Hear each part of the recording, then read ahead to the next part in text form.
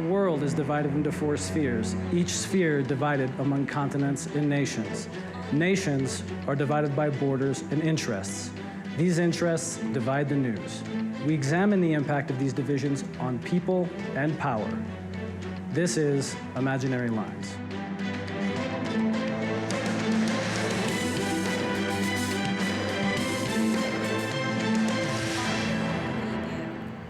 No matter the outcome of the U.S. November 4th midterm election, one thing is certain: money plays a fundamental role in U.S. democracy. Robert McChesney is professor at the University of Illinois. He has authored a number of books on politics and media. He co-authored with John Nichols Dollarocracy: How the Money and Media Election Complex is Destroying America.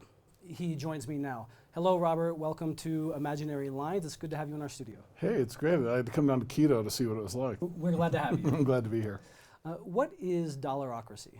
Well, it's what the name implies. Democracy means the rule of the people, the demos. Dollarocracy means the rule of the dollars, money. Those with the most dollars have the most votes. They have the power. Those without any dollars or few dollars have no votes. They have no power.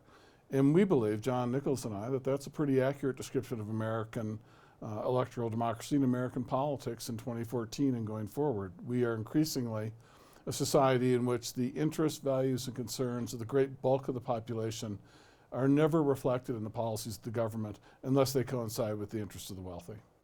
And so how does this affect media? How does media benefit from Dollarocracy? Well, it benefits commercial media.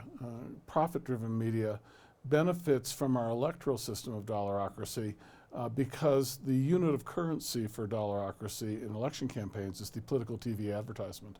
And this is basically purchasing ad time on commercial television stations and radio stations, especially TV stations. It's an enormous source of profits for these companies. We see the major TV station owning companies and cable TV station owning companies making literally billions of dollars a year in revenue for no work whatsoever. It's just checks they get to run ads. And for those who haven't been in the United States, I can assure you these are ads that are largely toxic in terms of their contribution to the political culture. Earlier this year, the U.S. Supreme Court ruled against a law restricting individual campaign contributions on the basis that it infringed upon First Amendment rights in the U.S. Constitution. What did the founders of the U.S. Constitution have in mind in the relationship between money, politics, and media? Well, I think it's fair to say the founders and the framers of the United States Constitution never even thought of this issue. This was so far from their minds. In the first 50, 100 years of American history, electoral campaigns were largely conducted through newspapers. Candidates didn't do a great deal of traveling until railroads came along. And they were largely inexpensive operations where parties played a large role. So the idea that someone would try to buy an election, now you could buy a politician, but the idea of buying an election was pretty far-fetched. It was not on their mind. What's important, though, when money did enter politics in the 19th century, when owning a politician was important, so buying the outcome of an election became increasingly important, it became a great concern. And by the beginning of the 20th century in the United States, in what we call the progressive era, there was so much corruption in America, with the government basically representing the interests of wealthy interests, that citizens began to organize.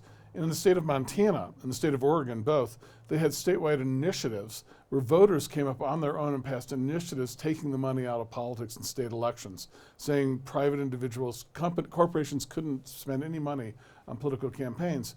And since that time, between, say, 1900 or 1910 when this took place, and 2010 when the Citizens United case came down by the U.S. Supreme Court, every time elected bodies dealt with the issue of how do you structure campaigns, which is their job in the Constitution. That's what local governments set up, how they set up their own elections.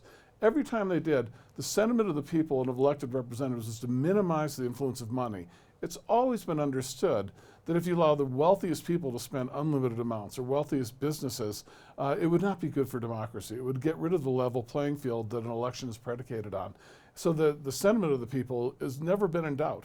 The only people who didn't like this were people who had a lot of money, who thought that governments weren't being run by their sort of people when it was a level playing field. Starting in the 1970s, business interests in the United States were deeply concerned about the shape of American society. They looked at what happened in America in the 1960s and 1970s with the anti-war movement, the student movement, the civil rights and black power movement. the women's movement coming along, the environmental movement, and they saw America that was not in the grips of business as it once had been. The politicians were not just their puppets in effect, and they were troubled by the fact that they saw America moving towards really a social democracy. And one of the core elements of the campaign that emerged in the 1970s was, we've got to change elections and change politics here so the interests of business are much larger, and no matter which party wins, business basically controls the side.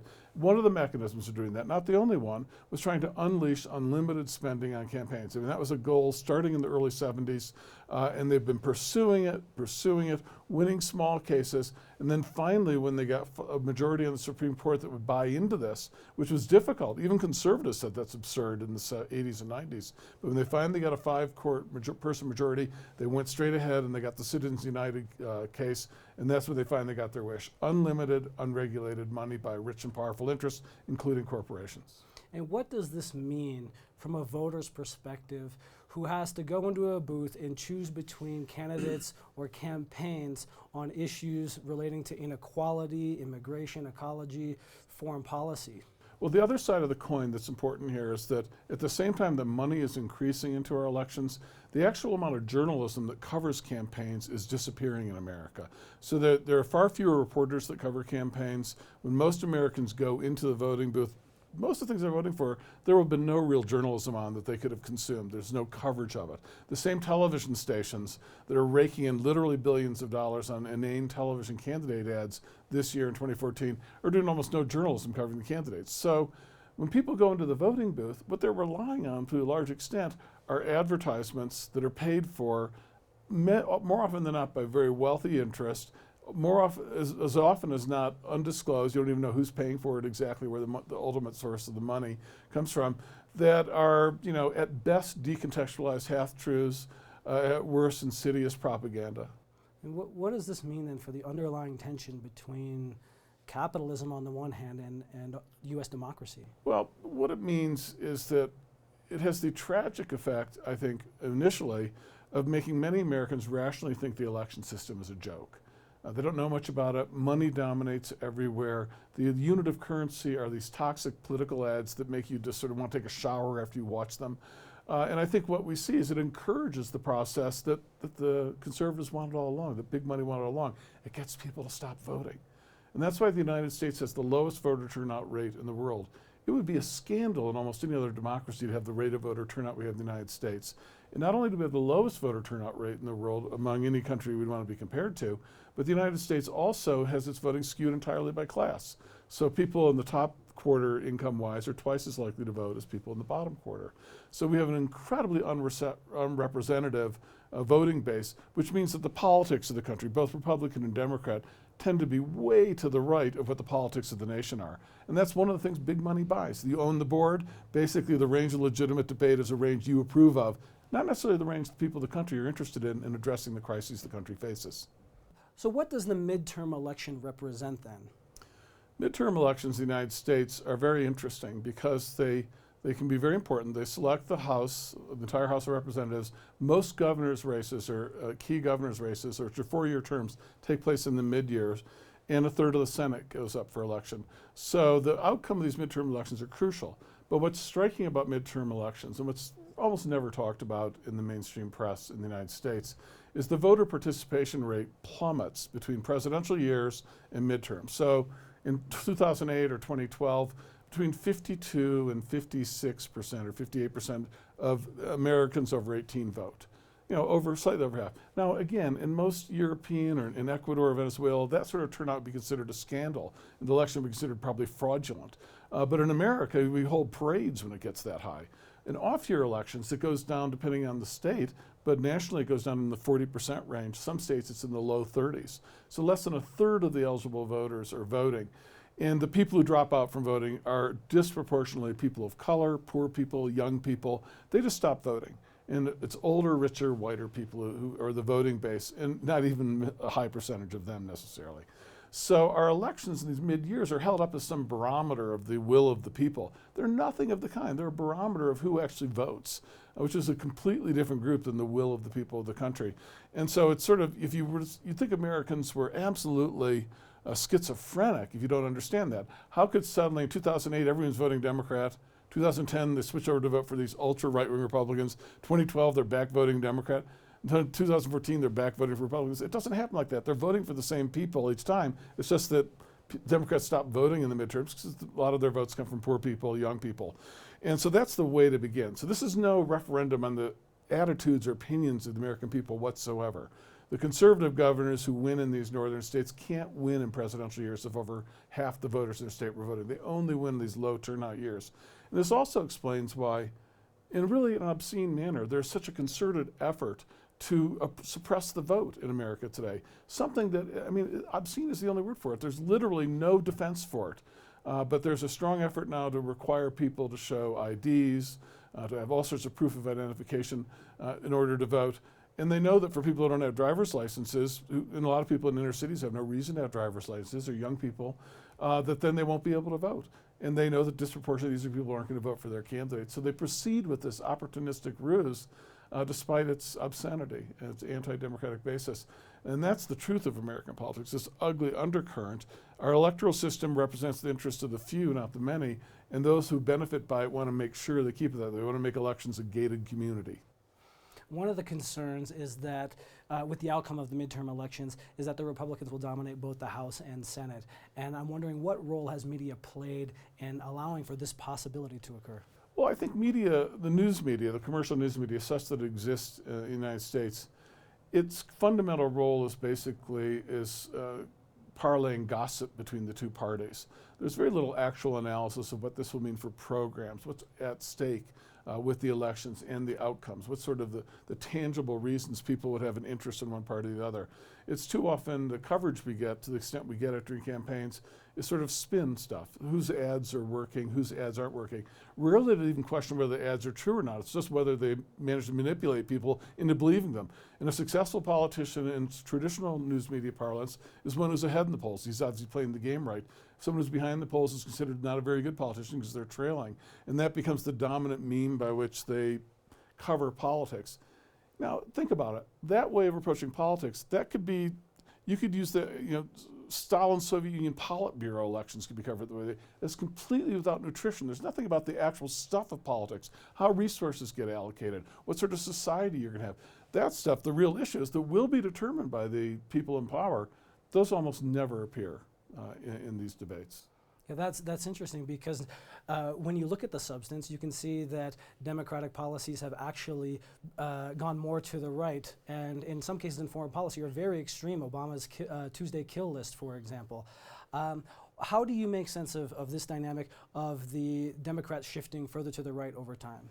Well, one of the goals in the 1970s of the American business community, the U.S. Chamber of Commerce, and their allied institutions, this is well documented, was they said, we not only have to take over the Republican Party, but they're always our friends, but we've got to make sure the Democratic Party, we've got to defang them.